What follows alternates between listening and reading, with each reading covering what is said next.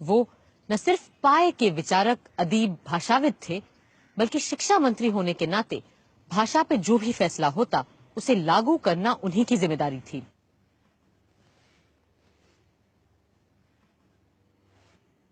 اگر ہم سب یہ چاہتے ہیں کہ انگریزی کی جگہ ہماری وطن کی زبان تمام ملک تمام قوم کی زبان ہو تو اس کے سوا ہمارے سامنے کوئی چارہ نہیں کہ ایک مدت تک ہم صبر اور انتظار کریں اور انگریزی کو قائم رکھتے ہوئے وطنی زبان کی تعلیم بڑھانے کی کوشش کریں۔ اب ایک ملک یا قوم کی زندگی میں 15 برس کی مدت کون سی بڑی مدت ہوئی، یہ تو 15 دن سے بھی زیادہ نہیں۔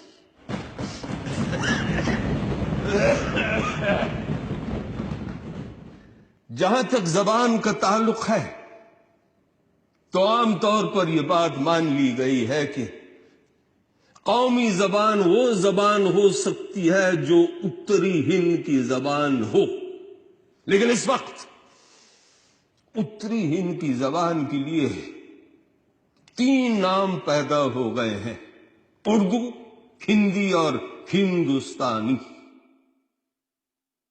ہندوستانی اپنے وسیع دامن میں اتری ہند کی زبان کے تمام رنگ و روپ لے سکتی ہے۔ اس میں ہندی بھی آ سکتی ہے، اس میں اردو بھی آ سکتی ہے، اور اس کے سوا ایک نئے پھیلاؤ کی گنجائش بھی رہ جاتی ہے۔ ہندوستانی کسی بھی عنصر کو خارج نہیں کرتی بلکہ ہر چیز کو اپنے اندر سمیٹ لیتی ہے۔ علمی زبانیں اس طرح نہیں بنا کرتی جس طرح بناوٹی اصولوں اور پابندیوں کے ذریعے ایک چیز بنائی جاتی ہے۔ زبانیں بنائی نہیں جاتی، زبانیں خود بخود بننے لگتی ہیں۔ زبانیں ڈھالی نہیں جا سکتی بلکہ خود بخود ڈھلنے لگتی ہیں۔ آپ لوگ زبانوں پر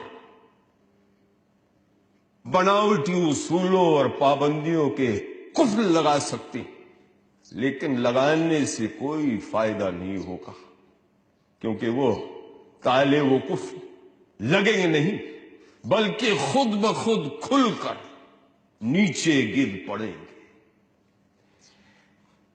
زبان کا قانون آپ سب کی پکڑ سے باہر ہے۔ ہر چیز کے لیے قانون بنایا جا سکتا ہے، لیکن زبانوں کی قدرتی چال کے لیے کوئی بھی قانون سازی نہیں کی جا سکتی ہے۔ زبانیں خود بخود اپنے لیے ایک راستہ اختیار کر لیتی ہیں اور پھر اسی راستے پر چلتے چلتے اپنی منزل مقصود تک پہنچ سکتی ہے۔ خود گاندھی جی کا اور کانگریس پارٹی کا اسی رائے پر عمل رہا، اور جب کانسٹیٹیوشن کے سلسلے میں یہ بات کانگریس پارٹی کے سامنے آئی تو میں نے قدرتی طور پر اسی رائے پر زور دیا۔ مجھے توقع تھی کہ کم از کم کانگریس کے پرانے ساتھی اپنی جگہ سے نہیں ہلیں گے، گاندھی جی کے سدھانتوں پر جمے رہیں گے، لیکن افسوس میں اپنی یہ بات آپ سب سے چھپا نہیں سکتا کہ مجھے بے حد مایوسی ہوئی یہ دیکھ کر کے چند گنی ہوئے قدموں کے سوا باقی تمام قدم اپنی جگہ سے ہل رہے تھے۔ بالآخر یہ معاملہ ڈرافٹنگ کمیٹی کے سپرد کر دیا گیا اور اس کمیٹی سے درخواست کر دی گئی کہ کانسٹیٹیوشن کے اس حصے کا ایک نیا مسودہ تیار کیا جائے اور پھر پیش کیا جائے. اور اس کمیٹی میں کچھ نئے ممبران بھی بٹھائے گئے، ان میں سے ایک میں تھا. اس کمیٹی کے پہلے اجلاس میں بھی میں شریک رہا، لیکن وہاں میں نے یہ دیکھا کہ اکثریت پہلے سے ہی ایک خاص رائے پر جمی ہوئی تھی اور کسی بھی طرح سے اس بات کے لیے راضی نہیں تھی کہ ہندی کی جگہ ہندوستانی کو اختیار کر لیا جائے، یا پھر ہندی کی تشریح کر کے اس کے مفہوم میں ایک نیا پھیلاؤ پیدا کیا جائے.